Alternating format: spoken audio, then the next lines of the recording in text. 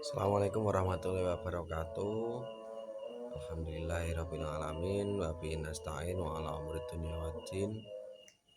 Wassalatu wassalamu ala asrofil anbiya'i wal mursalin. Wa ba'du. Rabbi shrah li sadri wa yassir li amri wahlul 'uqdatam min lisani yafqahu qawli.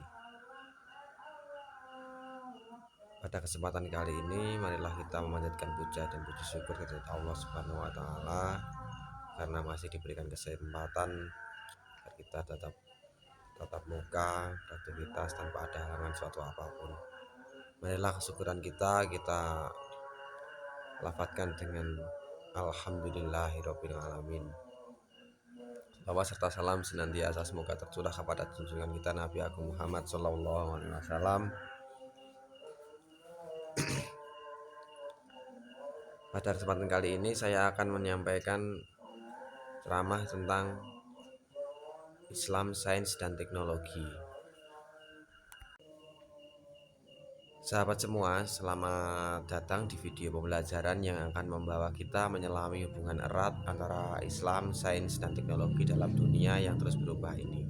Kita seringkali dihadapkan pada pertanyaan-pertanyaan, apakah Islam mendukung perkembangan ilmu pengetahuan, bagaimana umat Islam terdahulu memandang sains dan teknologi, dan yang paling penting, bagaimana kita generasi muslim hari ini dapat mengintegrasikan ajaran Islam dengan kemajuan teknologi modern. Untuk menjawab semua pertanyaan itu, mari kita awali perjalanan intelektual ini dengan satu prinsip penting. Islam adalah agama yang mendorong umatnya untuk berilmu, berpikir kritis, dan berkarya demi kemaslahatan umat manusia.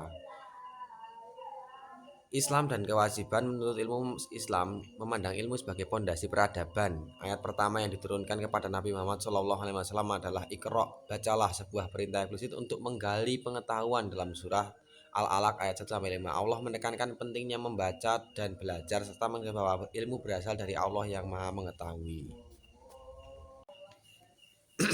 Nabi Muhammad SAW bersabda, menurut ilmu itu wajib bagi setiap muslim. Hadis riwayat Ibnu Majah. Hadis ini menegaskan bahwa ilmu bukan sekedar pilihan melainkan kewajiban. Bahkan dalam sejarah Islam, ilmu pengetahuan tidak dipisahkan dari agama. Tidak ada dikotomi antara ilmu dunia dan ilmu akhirat. Keduanya saling mendukung dalam membentuk pribadi muslim yang utuh. Ilmu pengetahuan dalam Islam mencakup ilmu keislaman seperti tafsir, hadis, fikih, dan akidah, serta ilmu duniawi seperti matematika, kedokteran, astronomi, dan teknologi. Ini dapat dilihat sebagai sarana untuk memahami ayat-ayat Allah, baik ayat kauliyah yang tertulis dalam Al-Quran maupun ayat kauniyah yang tercermin dalam ciptaannya.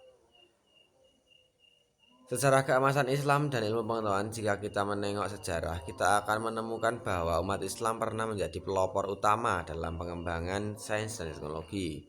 Pada masa keemasan Islam sekitar abad ke-8 hingga ke-14 Masehi, kota-kota seperti Baghdad, Kairo, dan Cordoba menjadi pusat ilmu pengetahuan dunia. Ilmuwan muslim seperti Al-Khawarizmi atau Bapak Al-Jabar, Ibnu Sina, tokoh kedokteran, Al-Biruni, ahli geografi dan astronomi, dan Ibnu Al-Haytham atau pelopor optik dan metode ilmiah telah memberikan kontribusi luar biasa bagi dunia. Mereka tidak hanya mengembangkan ilmu tetapi juga menyusun metode ilmiah yang menjadi dasar perkembangan sains modern saat ini. Yang menarik, para ilmuwan muslim tidak merasa bertentangan antara menjadi seorang ilmuwan dan menjadi seorang muslim yang taat. Mereka justru menjadi iman sebagai motivasi untuk menggali lebih dalam rahasia alam semesta. Mereka percaya bahwa mempelajari ciptaan Allah adalah bagian dari ibadah. Seperti itu. Lalu ayat kauliyah dan ayat kauniyah. Dalam Islam ada dua jenis ayat yang menjadi landasan epistemologis bagi integrasi sains dan agama. Ayat kauliyah dan ayat kauniyah.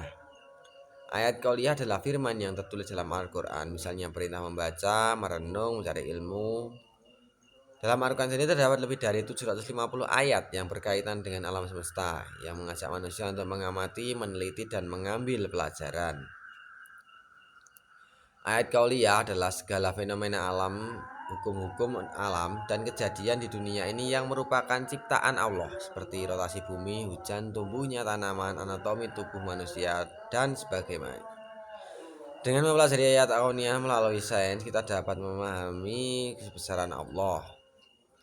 Kedua jenis ayat ini tidak bertentangan, justru keduanya saling melengkapi. Seorang ilmuwan seharusnya menggunakan sains untuk membuktikan dan memperkuat kebenaran wahyu.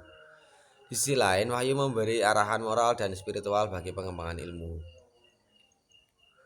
Oke, untuk bagian selanjutnya ini yaitu etika sains dan teknologi dalam Islam. Tidak mendorong hanya pengembangan sains dan teknologi, tetapi juga memberikan etika dalam penggunaannya. Hal ini penting karena kemajuan teknologi tanpa etika bisa membawa bencana. Sebagai contoh, teknologi nuklir bisa dimanfaatkan untuk energi, tapi juga bisa menghancurkan umat manusia jika digunakan untuk senjata. Begitu juga dengan kesadaran buatan, bioteknologi, dan robotika, semuanya memiliki potensi besar, tapi perlu diarahkan agar tidak menyalahi nilai-nilai kemanusiaan.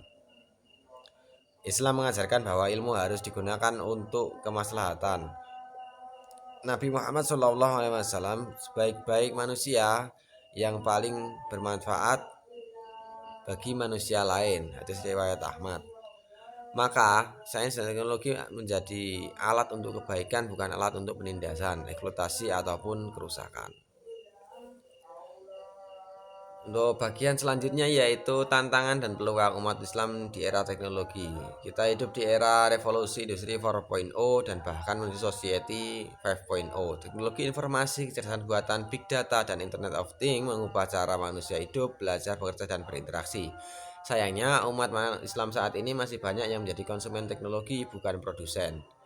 Kita masih tertinggal dalam pengembangan inovasi teknologi dan riset ilmiah, padahal potensi SDM umat Islam sangat besar jika diberdayakan dengan baik. Tantangannya adalah bagaimana mengembalikan semangat keilmuan umat Islam. Seperti zaman keemasan dulu, kita harus membangun budaya ilmiah yang integrasi dengan nilai-nilai Islam. Pendidikan Islam harus mampu melahirkan ilmuwan dan inovator yang juga berakhlak mulia. Peluang terbukanya lebar di dunia digital memberi kesempatan luas untuk kolaborasi, akses informasi, dan pengembangan teknologi. Umat Islam bisa memanfaatkan teknologi untuk dakwah, pendidikan, ekonomi syariah, dan berbagai aspek kehidupan lainnya. Tapi kita juga harus memiliki dasar yang kuat, iman, ilmu, dan akhlak.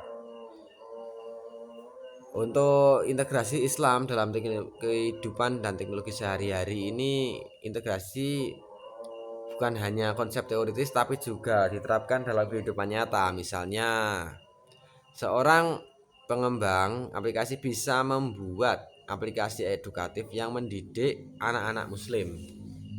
Seorang ilmuwan bisa meneliti vaksin atau obat-obatan dengan niat ibadah. Seorang konten kreator bisa menyebarkan nilai-nilai Islam melalui media sosial. Seorang petani bisa menggunakan teknologi drone atau sensor tanah untuk meningkatkan hasil panen sekaligus menjaga lingkungan. Inilah bentuk nyata dari integrasi ilmu, iman, dan amal. Teknologi tidak harus menjauhkan kita dari agama, justru bisa menjadi sarana mendekatkan diri kepada Allah. Jika digunakan dengan niat dan cara yang benar. Kembali ke peradaban ilmu, sahabat semua, Islam adalah agama yang selaras dengan ilmu pengetahuan. Sejarah telah membuktikan bahwa umat Islam pernah menjadi pusat peradaban dunia karena mereka memadukan iman dengan ilmu.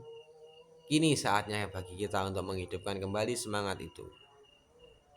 Mari kita menjadi generasi yang cerdas, intelektual, kuat secara spiritual, dan tangguh secara moral. Jadikan Al-Quran dan Sunnah sebagai pedoman dalam mengembangkan ilmu pengetahuan dan teknologi. Bangun masa depan yang cerah dengan sains yang beretika dan teknologi yang berpihak pada kemanusiaan. Sebagai penutup, mari renungkan firman Allah dalam surat Al-Mujadilah ayat 11. Allah akan meninggikan orang-orang yang beriman di antara kamu dan orang-orang yang diberi ilmu pengetahuan beberapa derajat. Semoga kita termasuk di dalamnya. Sepertinya cukup sekian untuk ceramah kali ini. Apabila ada salah-salah kata dalam pengucapan ataupun salah dalam penyampaian, saya memohon maaf yang sebesar-besarnya. Saya akhiri, wallahul muwaffiq ila aqwamit thoriq. Assalamualaikum warahmatullahi wabarakatuh.